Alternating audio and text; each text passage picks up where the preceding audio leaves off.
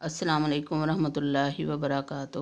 معزز سامعین، قصص القرآن علامہ عماد الدین ابن کثیر کی کتاب کا آج ہم 30واں سبق پڑھیں گے انشاءاللہ۔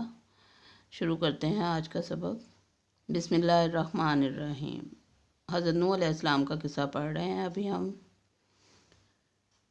حضرت امام مالک نے زید بن اسلم سے نقل کیا ہے کہ اس زمانے کے لوگوں نے میدانی اور پہاڑی علاقوں کو بھرا ہوا تھا، اور زید بن اسلم کہتے ہیں کہ زمین کے ہر ٹکڑے اور علاقے کا کوئی نہ کوئی مالک اور نگہبان موجود تھا۔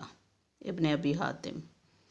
اور نوح علیہ السلام نے اپنے بیٹے کو پکارا جبکہ وہ الگ تھلگ تھا، اے میرے بیٹے، ہمارے ساتھ کشتی میں سوار ہو جا اور کافروں میں سے نہ ہو۔ اس نے جواب میں کہا کہ میں ابھی پہاڑ سے جا لگوں گا، وہ مجھے پانی سے بچا لے گا۔ نوح علیہ السلام نے فرمایا کہ آج اللہ کے عذاب سے کوئی بچانے والا نہیں، اور نہ کوئی بچ سکتا ہے مگر جس پر اللہ رحم کرے۔ اتنے میں ان دونوں کے درمیان لہر حائل ہوئی اور وہ ڈوب کر رہ گیا۔ یہ نوح علیہ السلام کا بیٹا یام تھا۔ یہ سام حام یافس کا بھائی تھا، اور یہ بھی کہا گیا ہے کہ اس کا نام کنعان تھا۔ وہ کافر تھا، اس کے اعمال اچھے نہ تھے۔ اس نے اپنے باپ کے دین اور مذہب کی مخالفت کی، جبکہ نوح علیہ السلام کے اجنبی اور غیر رشتہ دار لوگ نجات پا گئے، حالانکہ وہ نوح علیہ السلام کے دین اور مذہب کو تسلیم کرتے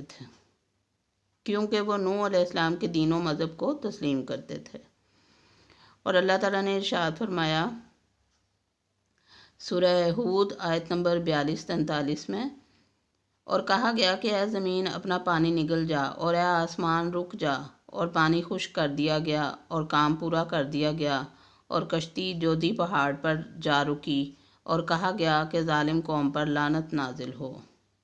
یعنی غیر اللہ کی عبادت کرنے والوں میں سے کوئی باقی نہ بچا، تو اللہ تعالیٰ نے زمین کو پانی نگل لینے کا حکم دیا اور آسمان کو تھم جانے کا حکم دیا۔ اس طرح ان پر عذاب و عطاب واقع ہوا، جو اللہ تعالیٰ کے علم کے مطابق تقدیر میں لکھا جا چکا تھا۔ جیسا کہ اللہ تعالیٰ نے فرمایا کہ انہوں نے نوح علیہ السلام کی تکذیب کی، پس ہم نے اس کو اور اس کے ساتھیوں کو کشتی میں سوار کر کے بچا لیا، اور جنہوں نے ہماری آیات کو جھٹلایا ان کو ڈبو دیا، بے شک وہ اندھی قوم تھی۔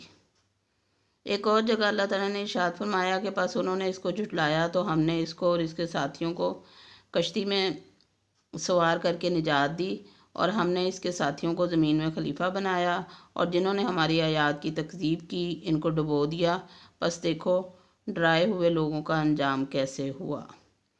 ایک اور جگہ ارشاد باری ہے، اور ہم نے اس کی قوم کے مقابلہ میں مدد کی جنہوں نے ہماری آیات کو جھٹلایا، وہ یقیناً وہ بڑے برے لوگ تھے، پس ہم نے ان کو ڈبو دیا۔ اور سورہ قمر میں ارشاد ربانی ہے، پس ہم نے اس کو اور اس کے ساتھیوں کو بھری کشتی میں سوار کر کے نجات دی، پھر اس کے بعد ہم نے باقی سب لوگوں کو غرق کر دیا۔ بے شک اس میں بڑی عبرت ہے، اور وہ اکثر ایمان والے نہ تھے، اور یقیناً تیرا رب غالب ہے اور رحم کرنے والا ہے۔ سورہ عنکبوت میں ارشاد فرمایا کہ پس ہم نے اس کو اور کشتی والوں کو نجات دی، اور ہم نے اس کشتی کو عبرت اور نشانی بنا دیا۔ اور سورہ قمر میں ارشاد فرمایا، اور تحقیق ہم نے اس واقعے کو نشانی بنا کر باقی رکھا، پس کوئی نصیحت پکڑنے والا ہے؟ پس بتاؤ کہ میرا عذاب اور میری ڈرانے والی باتیں کیسی رہیں، اور تحقیق ہم نے قرآن کو نصیحت کے لیے آسان کر دیا ہے، پس کیا کوئی نصیحت حاصل کرنے والا ہے؟ سورہ نوح میں ارشاد فرمایا کہ وہ اپنی غلطیوں کی وجہ سے ڈبو دیے گئے، بس آگ میں داخل کر دیے گئے، اور اللہ کے سوا انہوں نے اپنے مددگار نہ پائے۔ اور نوح نے کہا، اے میرے رب، تو روئے زمین پر کسی کافر کو رہنے سہنے والا نہ چھوڑ، اگر تو انہیں چھوڑے گا تو وہ تیرے اور بندوں کو گمراہ کر دیں گے، اور فاجروں اور ڈھیٹ کافروں کو ہی جہنم دیں گے۔ اور اللہ تعالیٰ کی تعریف اور اس کا احسان ہے کہ اس نے نوح علیہ السلام کی دعا کو قبول کیا اور ان میں سے کسی ایک کو بھی باقی نہ چھوڑا۔ ام المومنین حضرت عائشہ رضی اللہ تعالیٰ عنہا سے مروی ہے کہ رسول اللہ صلی اللہ علیہ وسلم نے فرمایا کہ قوم نوح میں سے اللہ تعالیٰ اگر کسی پر رحم کرتا تو بچے کی ماں پر رحم کرتا۔ جناب رسول اللہ صلی اللہ علیہ وسلم نے ارشاد فرمایا کہ حضرت نوح علیہ السلام اپنی قوم میں 50 कम 1000 साल रहे। उन्होंने 100 साल शजरकारी की। वो दरख्त बड़े हुए तो इनको काटा और इनकी कश्ती तैयार की। तो जब लोग इनके पास से गुजरते तो इनसे मजाक करते और कहते ये देखो खुशकी में कश्ती बना रहे हैं, वो कैसे चलेगी। तो हज़रत नूह अलैहिस्सलाम फरमाते तुम्हें जल्द ही मालूम हो जाएगा। जब नूह अलैहिस्सलाम कश्ती से फारिग हुए तो ज़मीन से पानी उबलने लगा और गलियों में फैला। तो एक बच्चे की माँ बच्चे पर डरी। इसको बच्चे से बहुत ज़्यादा मोहब्बत थी और वो इसको लेकर पहाड़ की तरफ निकली और एक तहाई बुलंदी तक पहुँची। जब पानी वहाँ भी पहुँच गया तो बच्चे को लेकर पहाड़ की चोटी तक चली गई। जब पानी इसकी गर्दन तक पहुँचा तो इसने बच्चे को दोनों हाथों के साथ ऊपर उठा लिया, मगर वो दोनों डूब गए। अगर अल्लाह ताला कौम नूह में से किसी पर रहम करता तो बच्चे की माँ पर रहम फरमाता। ये रवायत गरीब है और हज़रत काबुल अहबार और मुजाहिद रहमहुल्लाह वगैरह से इसके साथ मिलता जुलता वाक़या मरवी है। ये हदीस मौकूफ़ और काबुल अहबार जैसे लोगों से हासिल की हुई मालूम होती है। वल्लाहु आलम। इस सबसे गरज ये है कि अल्लाह ताला ने काफिरों में से कोई चलता फिरता शख्स नहीं छोड़ा था और इसकी वजाहत की मौजूदगी में ये बात कैसे कह दी है कि औज बिन अनक या इब्ने अनाक नूह अलैहिस्सलाम से पहले से लेकर मूसा अलैहिस्सलाम के ज़माने तक मौजूद रहा और कहते हैं कि वो काफिर, सरकश, नाफरमान और बुरा आदमी था और इसकी माँ आदम की बेटी ने इसको ज़ना के नतीजे में जन्म दिया था और इसका कद इतना लंबा था कि वो समंदर की तह से मछलियाँ पकड़ लेता था और इनको सूरज से भून लेता था। और वो नूह अलैहिस्सलाम को कश्ती में सवार देखकर कहता था कि ये तेरा थाल क्या हैसियत रखता है और इनसे मजाक करता था। इसका कद तकरीबन 3333 हाथ था। इसके अलावा और भी इसके मुतालिक मनगढ़ंत बातें तहरीर की गई हैं।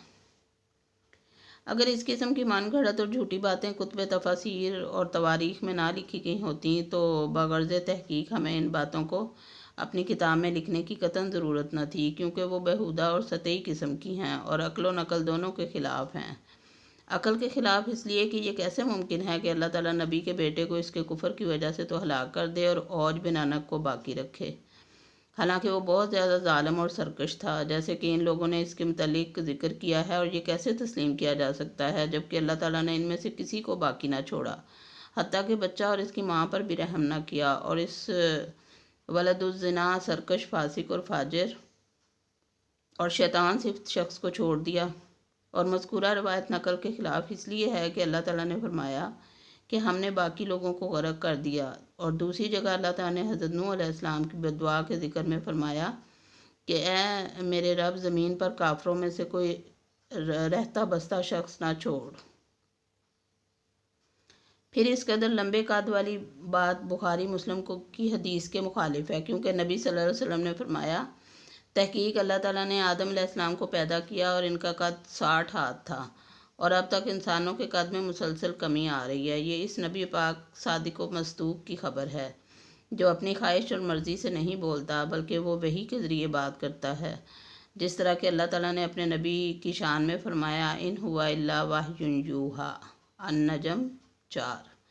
तो इस नबी अलैहिस्सलाम ने फरमाया है कि आदम अलैहिस्सलाम के बाद इंसानों के कद में कमी वाक़ हो रही है और क़यामत तक ये कमी होती रहेगी। और इस हदीस का मुक्तज़ी ये है कि आदम अलैहिस्सलाम की औलाद में आदम अलैहिस्सलाम से ज़्यादा लंबे कद वाला कोई शख्स पैदा नहीं हुआ।